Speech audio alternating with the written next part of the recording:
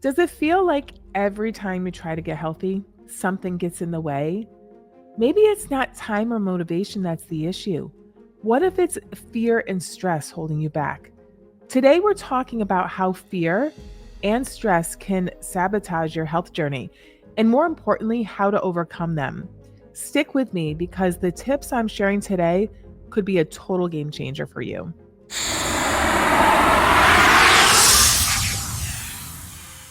Welcome back to my channel.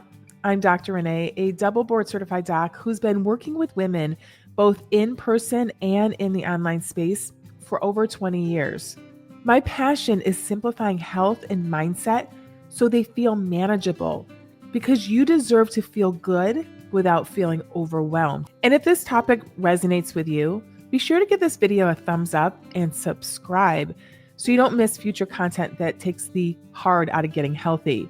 And if you know someone who's been struggling to make progress with their health, share this video with them because honestly, we're all in this together. So let's get into it. Let's start with fear, specifically the fear of failure.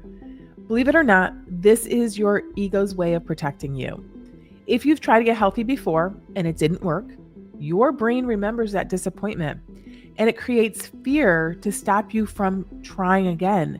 It's like a defense mechanism saying, let's avoid getting hurt like last time. And another layer to this is perfectionism. A lot of women think if I can't do this 100% perfectly, then why even bother? Perfectionism is just another way fear shows up. You're afraid that if you're not perfect, you'll fail. And instead of taking small steps, you do nothing. But here's the truth. You don't need perfection to make progress. Again, very cliche, I know, but it's true. And in fact, waiting for the perfect plan or the perfect time is what keeps you stuck. Oh, and then there's overwhelm. So many of us feel like we have to completely overhaul our lives when we start a health journey. New workouts, new diets, new routines. It's a lot, especially on top of our already busy life. Here's the thing.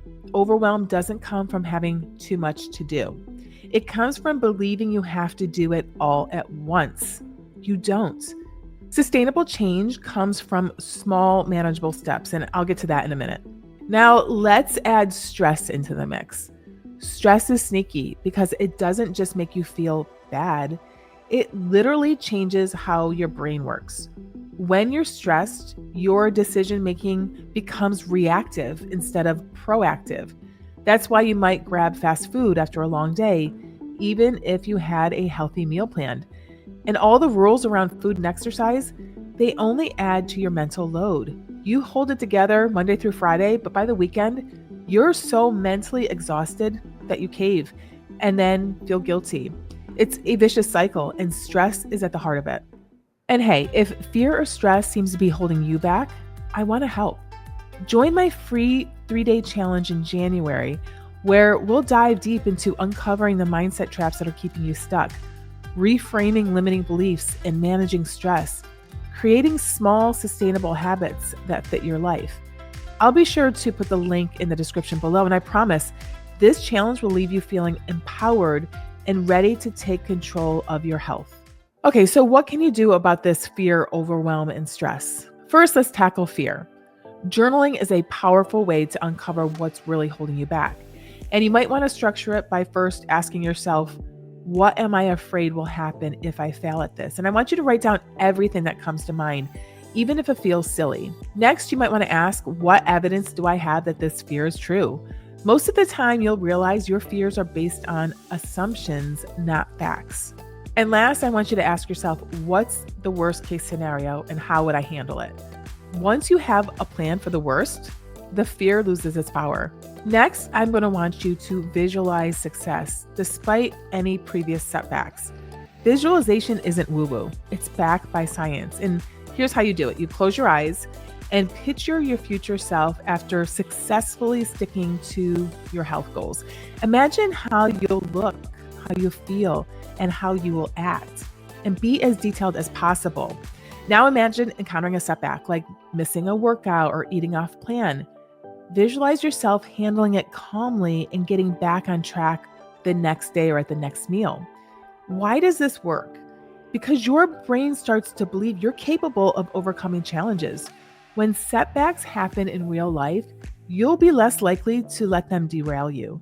And we all have stress, right? It happens. But how you respond to it makes all the difference. That's where a mantra comes in. A mantra is a short, empowering phrase that helps you recenter when stress hits. You can say things like, I can handle this one step at a time, or progress, not perfection. And again, yeah, I know that's cliche, but again, it works. Or maybe you want to say, I'm in control of my choices. When you feel stress building, I want you to take a deep breath, come back into your body, repeat whatever mantra you picked, and remind yourself that you're capable of navigating tough moments. Okay, let me just share a quick story about fear and stress in my own life. I've shared this a couple times over the last few videos, but after my mom passed away in June, I felt completely unmotivated to take care of myself. Exercise, which had always been my stress reliever, became another thing I was failing at. I realized I was afraid of starting again because I didn't think I could get back to where I was before she passed away. So I started small. I made a micro shift, like walking my dog every day. That little win gave me confidence to do more. Over time, I got back into my full routine, but it started with overcoming the fear that I couldn't do it. Remember, fear and stress don't have to control your health journey. By bringing awareness to your fears, taking small steps, and managing stress with tools like visualization and mantras, you can create lasting change. And with that, we'll see you right back here next week. Ciao.